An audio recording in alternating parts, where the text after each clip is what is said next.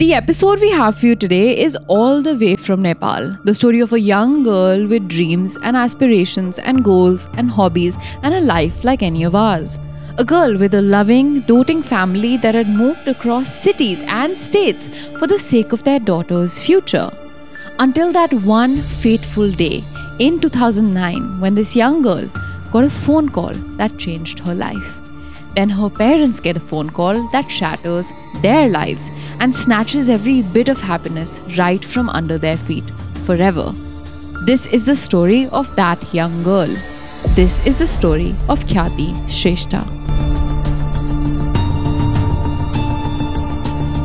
For these things, you can have me small punishment here because I know it's not really easy, but still have my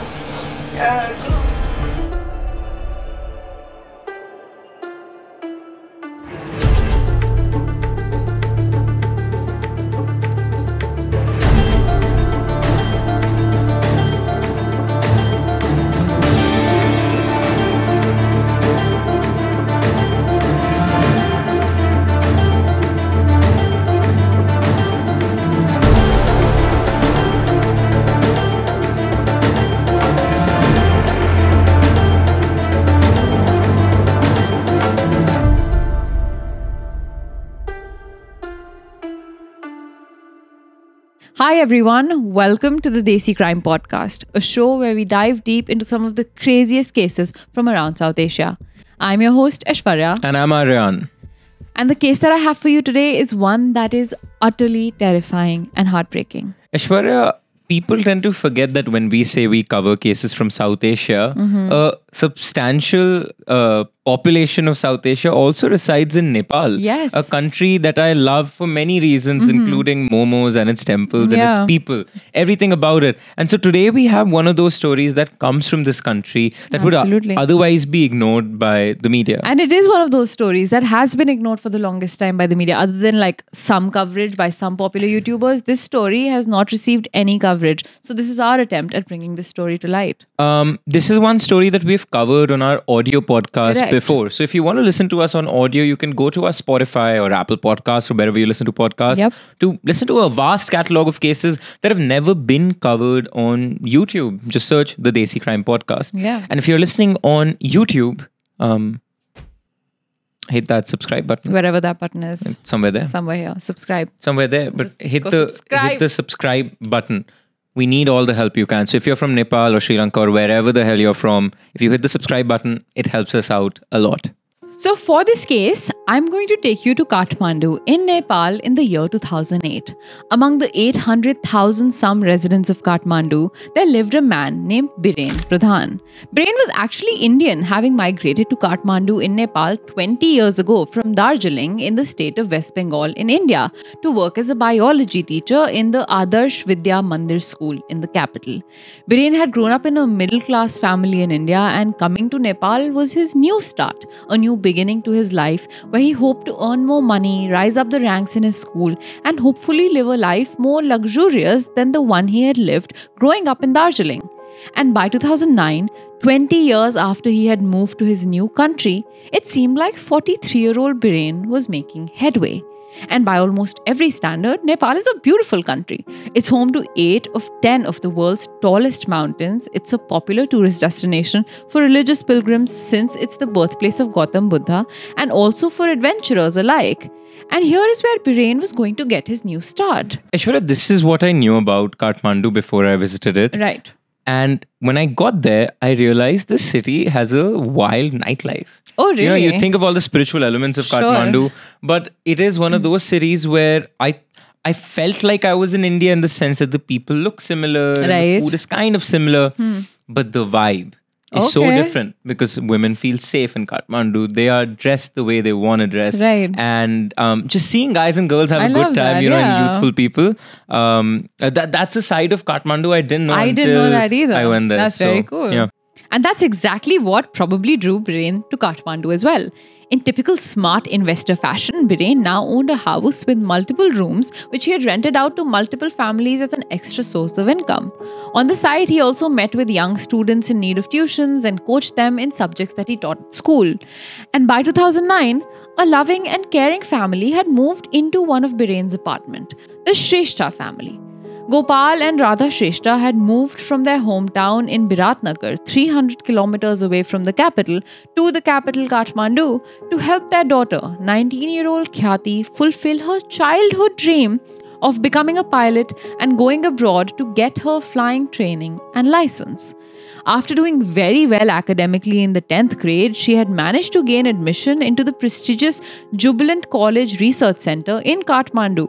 And so the family decided they were going to move for her sake, rent an apartment close to the college, and shift their lives for a few years till she became her own person. Their daughter was academically bright, yet socially outgoing. She excelled academically, yet found a deep passion in dance. She had friends, she had a social life, she was confident in her abilities, and she had her eyes set on her aims, for which her parents had already started collecting money. They were sure they were going to send their daughter outside to a foreign country, just like she wanted. The apartment that the Shrestha family decided to rent when they moved for Khyati belonged to Biren, located in the Balaju district of Kathmandu.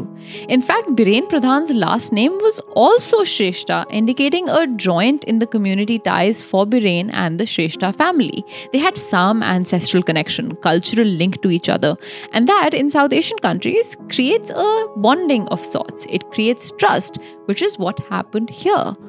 Slowly, over the course of their 1 year living in that apartment, the family got closer to Biren. He would come home, give Khyati tuitions for her classes at school. He knew of her aspirations to go abroad and how hard the family had worked to collect the money for her. He would come eat with the family, talk to Gopal about his life and job. And soon, he was an insider. Ash, for our non-Indian or non-South Asian listeners, just want to point out that getting tuitions is not a bougie thing to do. It's not a posh kids, which in the West is. If you take tuition in the West, you're a rich brat, as the image is. But in India or in South Asian countries, it's very common to take these extra sort of curricular classes for subjects to get the best possible grades. Correct. Because we Desis love... You know how we feel about our best possible grades. We love the grades. Yeah. So Biren was getting close to the family through all of this, through the tuitions, through the eating with them, through the talking to them. But a year into living in Biren's house, something changed in Biren's life. He needed more money, so he told everyone living in his house that he was planning to sell it. He gave them all a notice. They all moved out, including the Shrestha family, and they thought their contact with Biren was over now. The Shrestha family moved into an apartment closer to Khyati's college, and Biren moved to a new locality in the capital too. Then, on the 5th of June 2009, at 8 a.m., Khyati received a message on her phone. She had won a random lucky draw held by a very well-reputed women's magazine called Voice of Women, which told her that not only had she won 20,000 Nepalese rupees, which is about 12,500 Indian rupees or $150, but she had also won a ticket to one of Nepal's most gorgeous tourist destinations, a city called Pokhara. Khyati responded to that message saying she was interested. She told her family about the opportunity and they didn't seem to have a problem. Khyati was a pretty girl after all. She had never had issues being noticed or getting attention, so it didn't seem completely out of the ordinary to anyone in the family.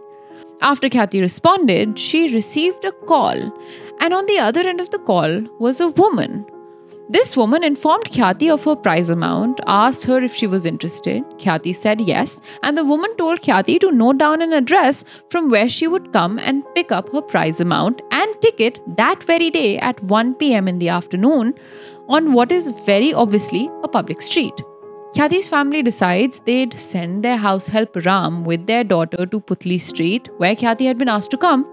But when Khyati reaches Putli Street and meets the female representative from the magazine, a young girl just like herself, she's told that there's some legal formalities that need to be completed and some forms that Khyati needs to sign before she can be given the prize. This was a young woman after all, well-dressed and well-spoken, who Khyati felt at ease with. As women, we have a tendency to trust one another, to feel comforted in each other's presence in a way that we don't with men. So I know exactly what she felt that made her trust what she was doing. This is when Khyati asks Ram to go back home. She says she'll come back on her own when her work is done. She follows this woman to an apartment, and inside this apartment, as Khyati is filling out the forms she's been given, she gets a call from her parents. She tells them where she is and what she's doing and that she'll be back soon. When she cuts this call, suddenly, from this apartment emerges a man whose face she was all too familiar with. Hours and hours pass since Ram had returned, but Khyati doesn't come back home that evening. Her parents kept calling her over and over and over again, but no response. Then that evening, as her parents were now beginning to panic over their daughter's unknown whereabouts, Ram got a text on his phone, a text that gave him chills down his spine. He went rushing over to Radha and Gopal to tell them what he had just seen. The text said Khyati had been kidnapped, she was being held hostage, and that she would only be let off when her parents arranged for 10 lakh or 1 million Nepalese rupees. They warned Gopal and Radha though, don't inform the police or she'll be immediately killed. Gopal and Radha were a simple couple. They had lived a humble and simple life. Now their daughter was kidnapped by God knows who, and if getting their daughter safe meant not going to the police and arranging some money, they were going to follow that. Aryaan, I've thought about this question a lot. Your child has been kidnapped, but don't go to the police situation. It's so quintessential in TV shows and movies. Yeah. But I don't necessarily know if I would do what Radha and Gopal did. But I also don't know what I would do. What do you think?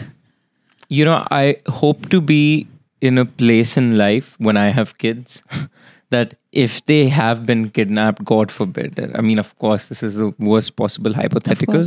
I'm in a position where I don't need to dial 100. Okay. That hopefully I'm at a stage where my connections, I can directly reach out to somebody high up in the police or in the government and seek their help, as to what to do. Sure. But if I were in their position, right, somebody who's from a simple background, who does not have connections as such, I think, and of course, I don't know, but I think I would reach out to the police. Yeah, I think so too. And the thing is, even if you do have all of the connections that you might, calling someone that you have a connect with would kind of lead to the same outcome, which is that you would have a police trail on you that would go. You know what I'm saying? Like, no, but if I were to reach out to somebody, let's say hypothetically I have the connection with the police commissioner, who's like somebody I know.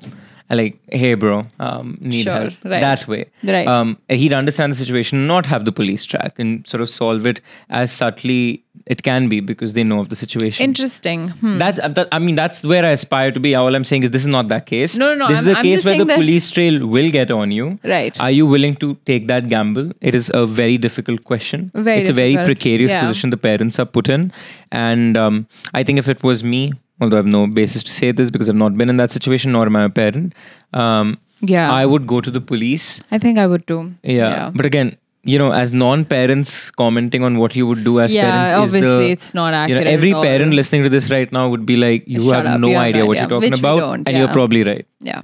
But it's not even just what Aryaan and I discussed. Khyati's parents had heard countless such stories of the kidnappings of young women for money in Nepal. They were not uncommon stories by any standard, especially back in around 2009. According to the Kathmandu Post in an article written in 2021, quote, every year, thousands of children go missing from different parts of the country. However, hundreds never return home, leaving their families in pain and suffering, worrying about their safety.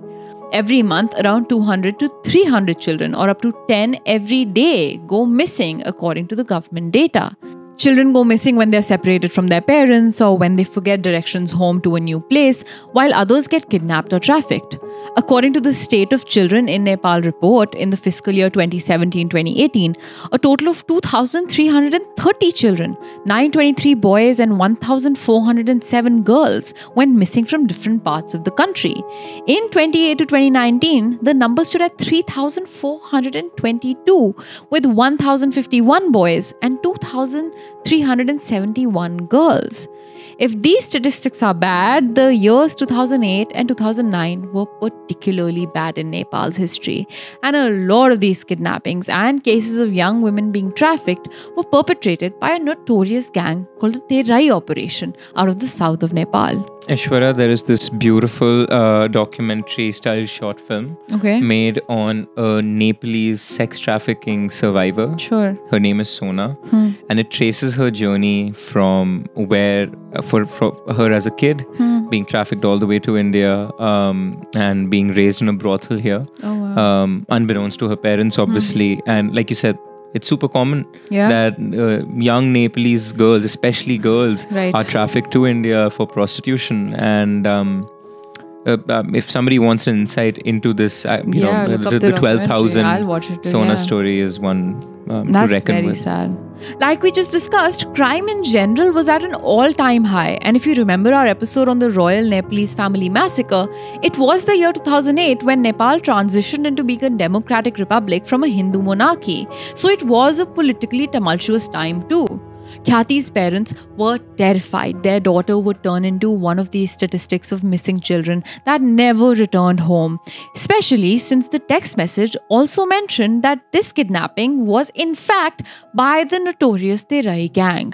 And the police had been unsuccessful in dealing with this gang in the past. Their influence was deep and tentacles dug far into Nepalese society. And so, Khyati's parents did it. They began working on arranging the money without informing anyone. It took them a few days to arrange the money, but this entire time, the gang that had kidnapped Khyati kept in regular touch with the family, which was a relief in some ways. Relief that they hopefully hadn't killed her yet, and relief that the family had managed to convince the gang that they would be able to arrange the money to bring their daughter back. The gang would have no reason to kill her if money was what they wanted. Now, once the Shreshthas had arranged the money and asked for their next set of instructions to bring their daughter back, they were sent on a wild goose chase all across Nepal. Khyati's parents were once told to come to Bhutwal, a region 260 kilometers from Kathmandu, but when they reached there, Aryaan, they were told that the drop-off location had changed. They now had to come to Chitwan, which was 153 kilometers from Bhutwal. At Chitwan, they were told the location was changed yet again, and this time they would have to come to Sanauli, which is a smaller border town. But yet again, at Sanauli, there was no sign of Khyati or the kidnappers anywhere. From Sanauli, they were instructed to cross the border of India and Nepal into Darjeeling, and that's where they would meet Khyati, is what they were told. But that was yet another lie in this charade. In Darjeeling, the family received another message which told them to come to Kakkarbhitta, which is a province in southeast Nepal. Understandably so, by this time, the family was exhausted. Over the span of a few days, the family had been made to cross the length and breadth of the country. And this wasn't a long vacation road trip. They were on the road to bring their daughter back, who they could only hope was kept alive. But this last location was it, where they arrived 12 days after their daughter had been kidnapped. This was the final one. This is where they finally got the message they were waiting for. The address to a hotel. This time, it was just Khyati's mother, Radha, and the house help Ram who had come to deliver the money. They arrived at the hotel a night before the exchange was to take place. But Radha could not believe her eyes when she spotted inside the hotel a face she had seen hundreds of times before. It was the face of a friend, someone the family had trusted. And while seeing this person at this hotel so many kilometers away, 13 hours away from Kathmandu, felt odd to Radha, there was not much she did about it in the moment. It wasn't like the police were there to help her. She was alone there with Ram. And it always seemed like the kidnapping was won by an already notorious gang. But this face was of their old landlord, their daughter's tuition teacher, her husband's friend, Biren Pradhan Shrestha. She told her husband and Ram of the fact that she had possibly seen Biren in the hotel and that it was odd, but they all decided that even if it was Biren who had kidnapped her, the money must be handed over to him to bring Khyati back. That was the most important piece of the puzzle. So Radha did just that. She put the thought of Biren out of her mind. She had her daughter to get back before she could even think about who did this and what punishment they would face for kidnapping her child. Then Radha and Ram received another message. Only Ram was supposed to come and drop off the money. Radha was to stay away. When Ram went over to the assigned spot to drop the money off, a man in disguise was waiting there to collect it. Now, I don't know what disguise means, but that's what the articles say. I assume it means a face and a head covering, a mask of some kind, but despite the guise, Ram could sense it was Biren. The voice, the stature of his body, Ram was familiar with him. This man in disguise noticed Ram's suspicion and his hesitation and tried to kidnap Ram too. But somehow Ram managed to escape and make a run for it before it was too late. The money had now been dropped off. The next step was to wait. Wait for Khyati. Ram and Radha go back to Kathmandu and they wait. And wait, and wait, and wait. But Khyati never returned. The number from which Khyati's parents were receiving all of those texts was suddenly switched off. No more texts from it, no more calls. Now they knew what had happened. The hope of their daughter being alive was now bleaker than ever before. If it was just the money they wanted, their daughter would have long come back. This is when the family finally contacted the local police. They narrated the incidents to them day by day, text by text, and they told the police of their suspicions on their former landlord. And the police acted rather swiftly. They looked up their systems for anything on Biren, but nothing popped up. They found his address and showed up to his house, but nobody was there, and his neighbors didn't know where he had been the last few days. And that's how the police began their manhunt for Biren. While the cops are out on the streets searching for Biren, something rather bizarre starts to happen. Calls start coming into different police stations from across Nepal, each of them reporting the same thing. Pieces of a dead and decaying human body. What? From some parts of Kathmandu, people report finding cut off human feet. From another, they found an arm, all while the police in Kathmandu kept searching for Biren. And then, 17 days after Khyati Shrestha had disappeared, the cops got Biren. They kept grilling and interrogating and pressing him for answers until he finally broke. He cried and sobbed and narrated the story of his life. Yes, he was a well-to-do, hard-working school teacher, but he was also a gambling addict. He was in debt from multiple people whose money he had borrowed that he had simply then blown away at casinos in Kathmandu. His students even revealed he would sometimes speak of his gambling debts with them. Eventually, the amount that he owed to his creditors was so much he had to sell his house in which the Shrestha's live. But being in debt didn't stop his gambling habit and didn't end all of his debt, which is when he remembered the Shrestha's. He remembered the money they had said they were collecting for their daughter's education. And he hatched a plan to kidnap her, get the money, but then also set her free. Shortly before the kidnapping, Biren had quit his job at the school, and from his house were found a number of ID cards from different areas, some even from India, indicated he had planned this in advance and was possibly planning to run away once he got the money from the Shrestha's. In fact, just a week before the kidnapping, Biren had visited the Shrestha household just to drop in and say hi when Gopal revealed to Biren how well Khyati had been doing at her new school and how their plan to send her to the US seemed well underway. This meeting is when the idea struck Biren. But not only had Biren come to the house to say hi and have a chat, but much after the murder, the Shrestha's noticed that a specific photo was missing from the photo album that was kept in their living room. Their only photo with Biren. He had come to their house and snuck the photo out with him. I don't even know why. Possibly out of the fear of being caught more easily and identified if the Shrestha's gave the photo to the cops. But here's a question. Who was the young woman about Khyati's age who kept making the calls and met up with Khyati the day she disappeared? The police asked. She was a 16-year-old girl named Marina Shakya. Marina was a former student of Biren's from his high school who he had groomed into having an affair with. In fact, not just that, but Biren was known to be a rather creepy teacher among the girls back at his high school, which is where he had first laid his eyes on Marina. And get this, Marina wasn't just 42-year-old Biren's exploited and groomed 16-year-old love affair. She was also his extramarital love affair. Jesus Christ. Biren was a married man with children of his own, 2 daughters of his own. His wife had moved to work in Canada the last couple of years with their daughters, living with their grandparents. So when he finally hatched the plan to kidnap Khyati, Marina was the girl he needed to make it happen with him. She became his accomplice. Marina met with Khyati back at the apartment on the 5th of June. She invited her in, handed over some fake documents to sign. While Khyati was looking over the documents, suddenly Biren appeared. Biren pretended to be shocked to see Khyati there, claiming he was involved with the magazine, but had no idea she was the winner that had been selected this time. Somehow, the two of them together convinced Khyati to stay longer for an interview that the magazine now wanted to hold, and offered her a cold drink laced with sedatives, which she drank without much resistance, because suddenly, in this sort of unfamiliar situation, was a familiar face she was actually close to. What should have been the red flag that tipped her off in a weird way became a sign of comfort and trust. Khyati slowly fainted and went unconscious for a few hours. Now, of course, when she woke up, she was terrified. She panicked. She had no recollection of the last few hours. She didn't know why she still wasn't home. She knew something was wrong. She started to scream and revolt, and Biren panicked.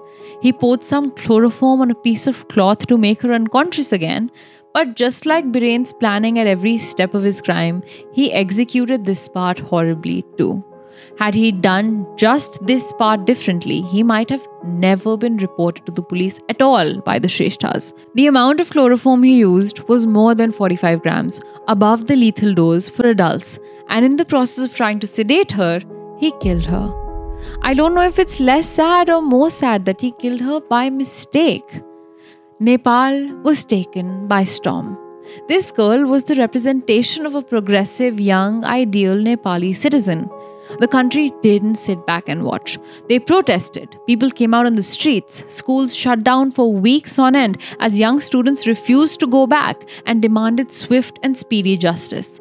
They demanded the death penalty in unprecedented numbers, not just against Biren, but against his 16-year-old accomplice Marina Shakya too. The public would attack Biren and Marina as they would make their way to court for their trial because people saw their response as fit, especially since the people knew that no matter how much they demanded the death penalty, capital punishment was not legal in Nepal. Despite that, the public demanded that the laws be amended and capital punishment be restored just solely because of this case alone. The court case was rather swift and prompt. The crime was terribly planned, and not only was there a confession from both the murderers, there was insurmountable evidence against both of them. After just a year-long trial, Biren was given a sentence of 39 years in prison, and Marina actually got 34 years in prison, despite not even being an adult. And I don't necessarily know how I feel about that. This is a 16-year-old girl who was groomed into a sexual relationship by a man like decades older than her. Yes, and 39 years for somebody who committed the murder. Yeah, and 34 for a minor accomplice. Yeah. Yeah, I don't think how that's... But of course, that doesn't take away from the fact that Biren deserves more than 39 years yes, the legal absolutely. system allows. 100%. Because, yeah. Marina had told the police that she was threatened into being silenced. She was coerced into the crime. But the judge seemed to pay no heed to her arguments. I don't know, like we discussed, whether that's right or wrong because there is not much information available on how exactly Marina came to be involved in this plan and what specifically her role was in the murder. But that doesn't sound right for a 16-year-old teenager who's being exploited by her teacher. Judge Balendra Rupa Khyati brought this sensational murder trial to a close with his swooping statements against the actions of the two accused. Soon after the murder trial went public, Biren's wife divorced him and moved on with her life in Canada, far, far away from the devastating actions of the man she must have once been in love with. But there's no need to feel even slightly better for him because he killed her by mistake. The moment he realized he had messed up, he decided he was going to make sure she wouldn't survive. He brought out an iron rod he hit her on the head with repeatedly. Khyati's body bled profusely. He then brought out a chainsaw and in front of 16-year-old Marina began to cut Khyati's body up in 10 different parts to dispose of all over the country so the police would never be able to identify it. He took the 10 cut up body parts, her arms, legs, feet, hand, her torso, her head, and began scattering them all over a 17-kilometer radius around Kathmandu, sometimes in the rivers, sometimes in the nearby forests. Khyati's limbs were found by the locals in Chitwan on the 13th of June when someone noticed a leg sticking out of a cardboard box. But the cops in Chitwan didn't know whose limbs those were. The limbs were sent to and kept in a nearby medical college till the identity of the victim could be discovered. Her torso was recovered from a river stream near Kathmandu, and her head the cops were led to by Biren. He took them to a desolate highway, and on the side of the road of that highway, the cops found Khyati's severed head in a cardboard box too. All of her body parts were in the later stages of decomposition, indicating that she had been dead the entire time her family was being made to run around Nepal in hopes of finding their daughter alive, and the medical examiner confirmed that. The medical examiner also confirmed the multiple blunt force trauma wounds to her head caused by the iron rod. It was also revealed that till Biren could figure out what he was going to do with the pieces of the dead body, he stored them in his own refrigerator at home.